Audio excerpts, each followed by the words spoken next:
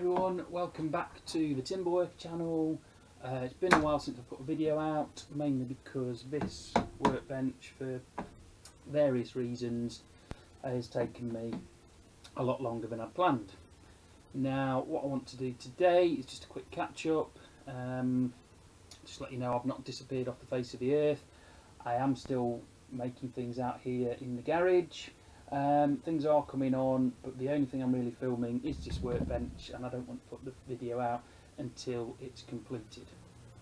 But yesterday I went to the Harrogate show, and I picked up a couple of bits that I just thought I'd share with you all.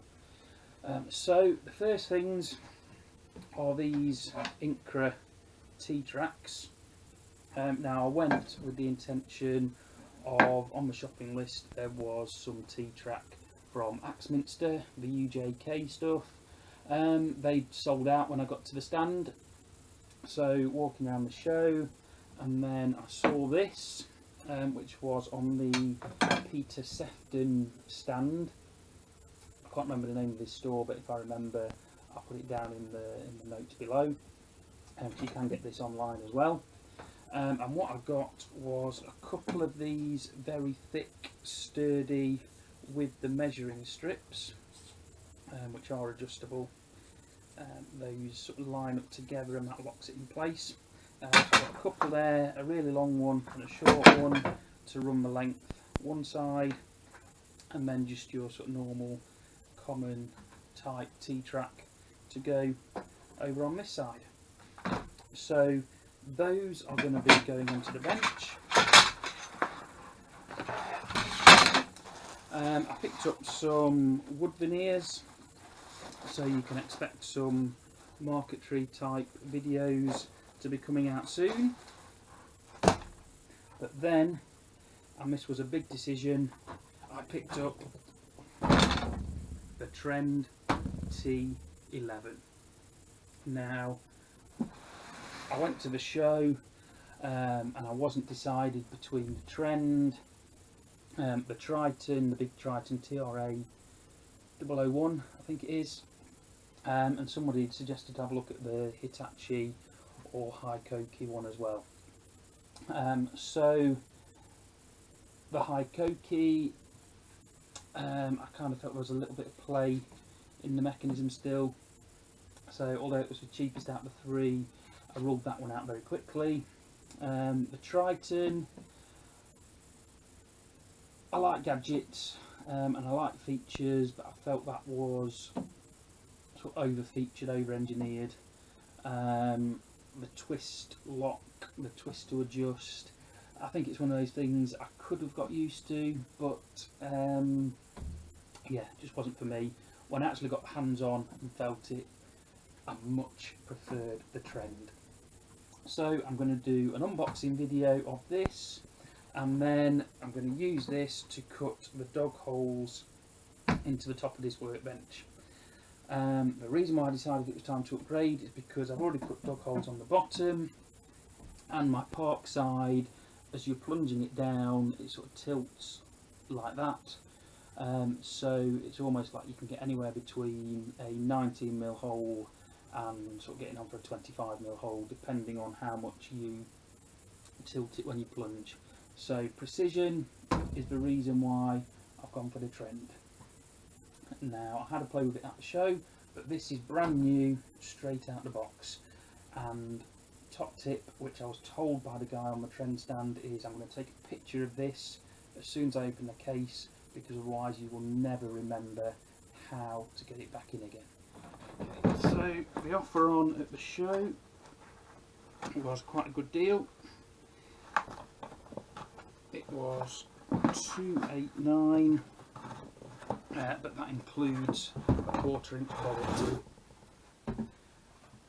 Now that offer, as I say, was at the Harrogate show, but I also believe it applies, or I know it was the same offer that was on at the D&M tool show earlier this year. So if they've got any other shows that they're at, I would imagine that the same offer will apply to those as well.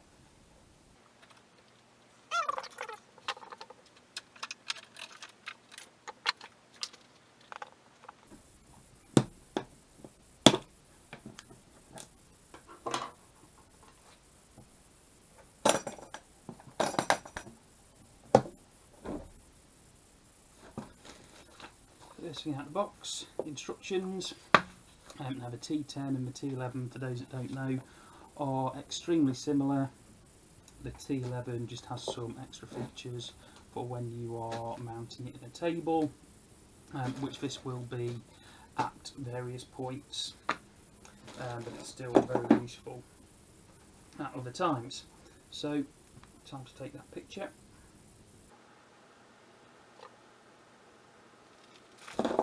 Straight out of the box.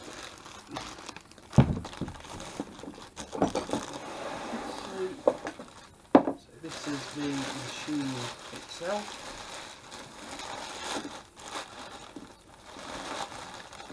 Now, I was surprised, I'll be honest, at how light this actually felt when I got my hands on it. I was expecting this to be a real super heavy piece of kit, but it just isn't. You know, it's very light. This is just moving it around on the MDF surface here. So this is light as, well, it moves nice and easily. Obviously this is a very smooth surface. But yeah, so I was really impressed with this. As I say, sort of straight out of the box at the show yesterday. Actually, I think that the guys at Trend couldn't have been more helpful. You know, they had these boxed up, but they literally took one out of the box, let me have a play with it, sort of showed it me in the table as well, taught me through all the features. So yeah, very, very handy, very useful and helpful. A couple of people on the stand there. So you have your usual depth stops, which slide, so that's much more precise than the one that I've been used to on the park side. So you can slide that up and down for setting the depth. Take that right the way back up, out of the way again. Spindle up there, so it's a one tool bit change, variable speed. Now I've been told that little way there, so it basically means it's got like cruise control. So you set the speed and this will keep it at the same speed. So if you start cutting through something that's really hard, it will sort of power up the motor to keep the same speed, and then if it hits something softer, it will take the motor down, so the speed stays nice and constant. This here has a couple of different purposes. So you can set the amount of sort of plunge you've got there. You've got fine adjustment from the top.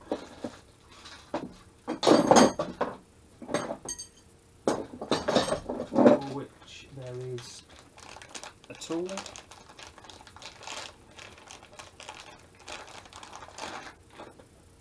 So you can do it from the top, sort of set it to absolute precision from there. And where it's also handy is when you spin it upside down, and this is the T11 only, not the T10. That will go through your table and allow you to adjust the height. This has a massive aperture on there, so you can get up to 70mm wide cutters in there. It's wider than the T10 because it's what Trend are trying to do basically, and this is what they're telling me, is they don't want you to put such a huge cutter in freehand. So if you've got it the traditional way up with a 70mm cutter, you're very likely to do yourself some damage. So they've kept that aperture smaller on the T10. But yeah, as I say, I've got the T11. so I can get some massive bits in there. I'm not 100% sure what bits or what task I'll be doing to actually use those, but yeah, we shall see. That's quite handy, so you can actually sort of turn it off from underneath. So obviously when you lift it that way up, yeah, so it's a bit, it's not, when you're underneath, yeah, just very nice, much easier to turn it off. Well, actually that's to turn it on even, so yeah, I'll get to know all this stuff. So first impressions out the box are very impressed. So it comes with the 1/2-inch collet. At the moment I probably only have a couple of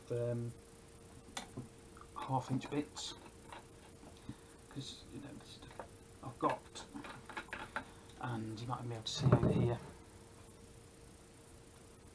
Up there, and I've got an old Black & Decker router, but that is my only 1/2-inch router at the moment. So I've had the Parkside, I've had the Aldi Work Zone, so yes, I've got lots of 1/4-inch bits, which is another reason why I thought having the show offer with the 1/4-inch collet was a fantastic deal.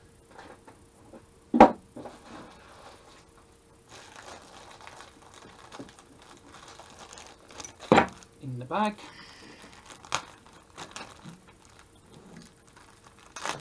we have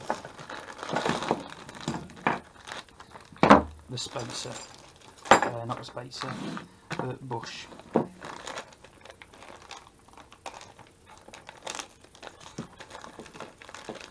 And the bush comes with this piece, and what this piece does is it fits into the collet, so that when you put this on you can be sure that it is exactly central to your collet and all the bits that go in there, because if you can imagine, if you get that in and it's slightly up there or it's slightly down there, it would be very easy to get that in wrong, and then as you're moving round a template, if you got that off centre, you're never going to get perfect cuts within your template.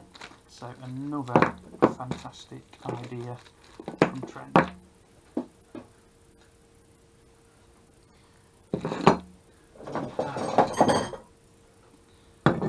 The micro adjustable fence, and I've got the bits there to hold it fast inside the beams for trammels. But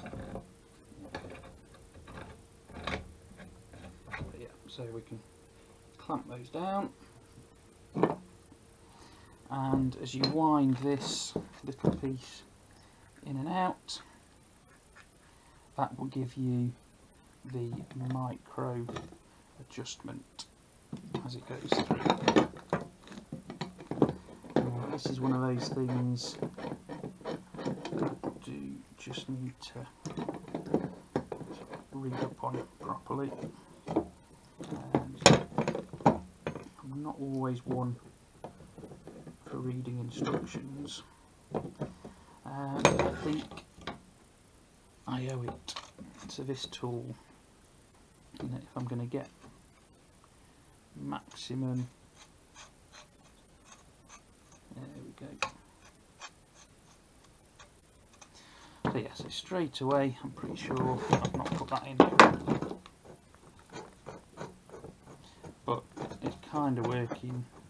So you can see there's a slot there which definitely fits into that. I think that probably goes that side. That looks better.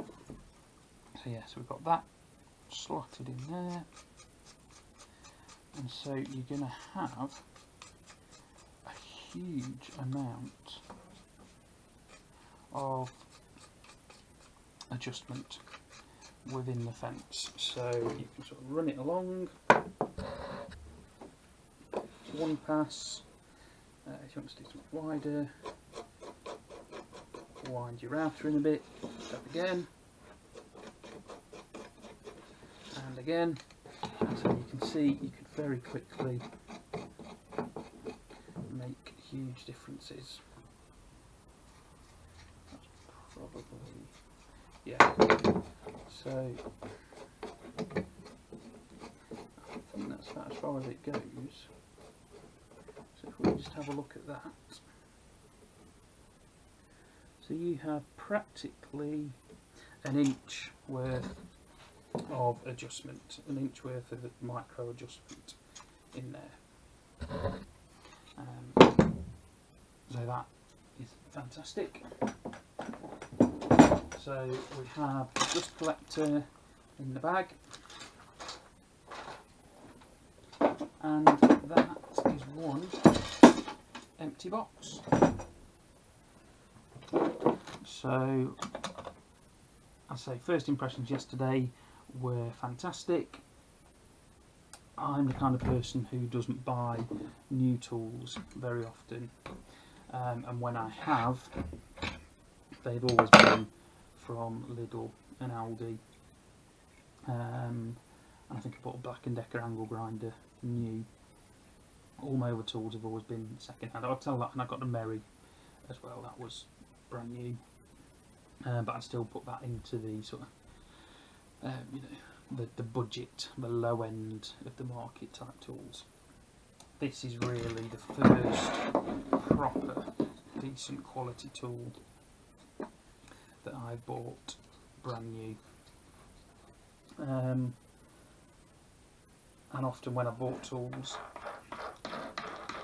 I end up the next day disappointed, you know, wishing I hadn't spent the money. This one, I've got absolutely no regrets. So I'm going to go back to the workbench build, crack on putting out these dogs, other dog holes, and you'll see this in the video when it eventually comes out.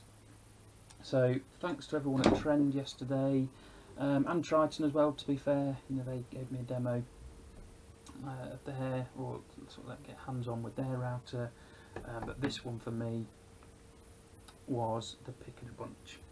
So I'm going to have fun using this, and I will see you again soon.